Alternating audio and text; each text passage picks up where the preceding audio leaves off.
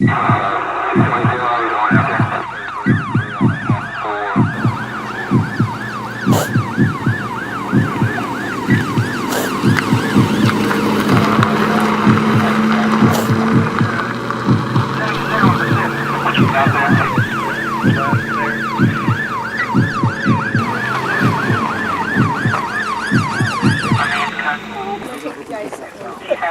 right, thanks. You talked to Karen, she knows your drill, right? Okay.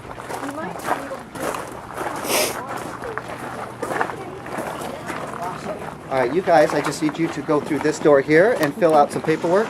I will ID this bird and they can tell you what it is, but from there on in, you can't call. He's only had a little water. You gotta lift it up. How do you do grams? It's on weight, it's on pounds. You got 3 to reset it.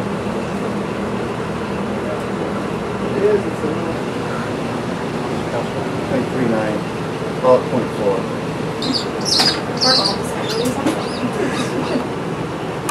Oh, here, Looks fine. It's pretty hot.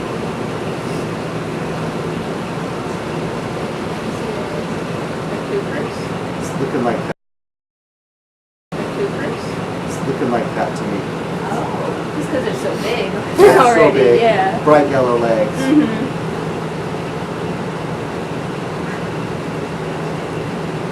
This is poultry dust, just to kill all the mites and extra parasites that are on it. Because it'll come in covered with stuff. It's just hydrated.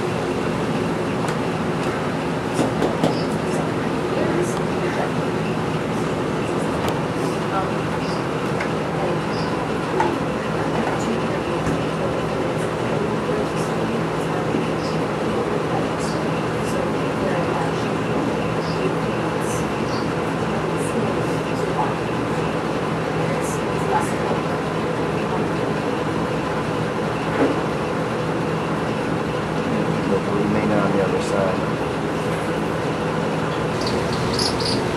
Perfect.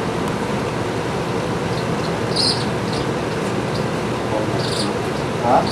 Homeless. Yep, he does everything right. Tail up, you rocking forward, tail down. It's all good. In 1981, Sarvey Wildlife Care Center was founded by Kay Baxter.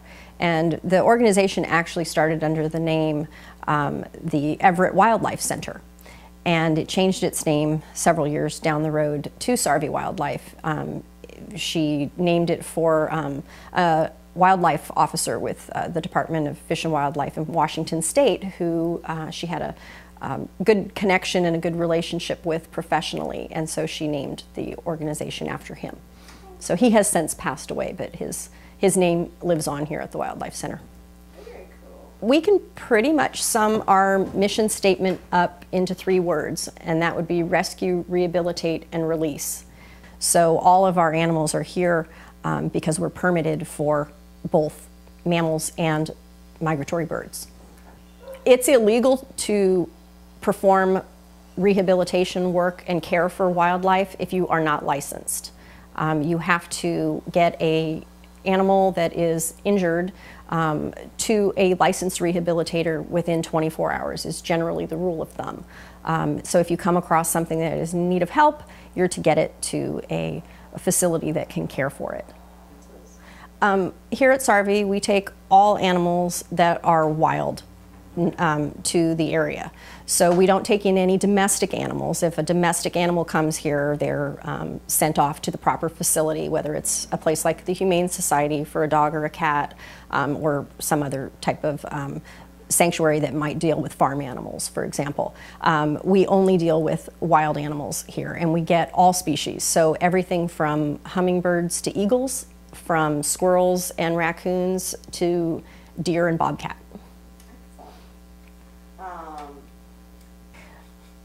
In 2012, Sarvey Wildlife took in 3,494 animals. We successfully released 982 back out into the wild. Now, while that might not sound like a high number when you talk about almost 3,500 animals coming through our gates, the reality is when someone can finally capture a wild animal and bring it to us, something is really wrong. Usually these animals are in very dire straits. The majority of the work still to this day is done by volunteers. We have 8 staff members that are permanent, and we rely on 80 to 100 volunteers every week just to do the amount of work needed to be done here. We're on 5 acres, and we have, sometimes up to 400 animals here at a time. So we desperately rely on our volunteers to help us. So over the past few decades, many changes have occurred on the property. We recently found a photograph of what it looked like when she was living here, and there were small enclosures surrounding some of the existing buildings. But now, if you were to look at the same piece of land, it has really grown. We've added new buildings, we've added new flights for some of our raptors that are permanent residents, like our eagles, and we have added on to our clinic, and it's gone through a lot of changes. So it's still here and thriving. This is Kuyake. She came from Grand Coulee, and she was in her first year of life. She wasn't real good at hunting, and she started getting weaker, and so she got more desperate and started going after things that were easy to catch. Well, a lot of times easy to catch is either injured or sick, and she happened to catch probably a ground bird like a quail or something that had a disease that after eating it she caught, and it did a lot of damage to the roof of her mouth, the tip of her tongue, but most important, her beak is not aligned properly. This part goes that way and this part goes that way. And so she's not able to close her mouth all the way, and it keeps growing and twists. And unless we actually file it and clean it and take care of it, she'd actually not be able to eat. And so if she were to get away, she'd survive for a little while, but after a certain amount of time, she would not be able to use her beak to eat, and then she would starve to death. And it's just not that kind of a service out there for these guys. About once every 8 weeks we do a pedicure and a beakicure. Anything else from you?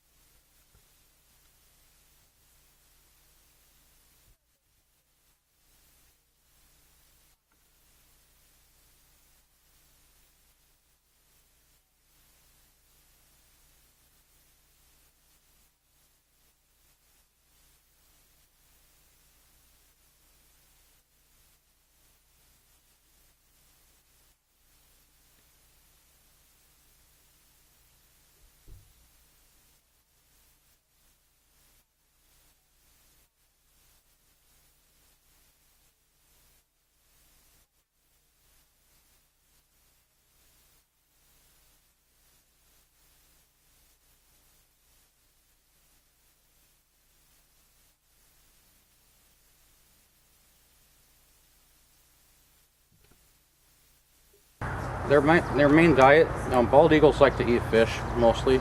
They're sea eagles, so they spend a lot of time, hunting and fishing around Puget Sound, lakes, rivers, streams, that kinds of things. They also eat other stuff too. She likes, one of her favorite meals is venison, which is dead deer meat, and she also likes rabbits and rats and other types of meat. My name is David Storm. I'm the rescue technician and ambulance driver here at Sarvey. So my main job consists of going around Puget Sound and picking up sick, injured, and orphaned wild animals from some of the drop-off locations that we have. I also go on field rescues and rescue high-risk stuff like bald eagles and coyotes and other types of things out in the field on occasion. We work a lot with law enforcement and assist them with wild animal issues sometimes as well. My favorite part of the job is rescuing an animal and then being able to release it back to the wild later on. That and being part of the education team, getting to take Oshkosh, going out to schools and stuff, and it's a real treat for kids to be able to see a bald eagle this close up, because most people don't have that privilege. And working with her, I've been working with her for almost 2 years, and getting a bald eagle to trust you and accept you and let you handle her and work closely with her is kind of